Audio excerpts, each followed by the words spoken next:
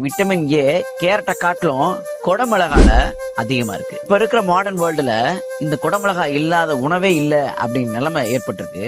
அதுலயும் குழந்தைங்க என்ன செய்யறாங்க, அந்த குடமிளகாயை தனியா பிரிச்சு வச்சுட்டு மத்த உணவு எடுத்து சாப்பிடுறாங்க. பெற்றோர்களே, கொஞ்சம் குடமிளகா மேல கொஞ்சம் கவனம் செலுத்துங்க. குழந்தைகளுக்கு அதிகமா கொடுங்க. அவங்களுக்கு கண் சம்பந்தப்பட்ட எந்த வியாதியும் வர்றதே இல்லை.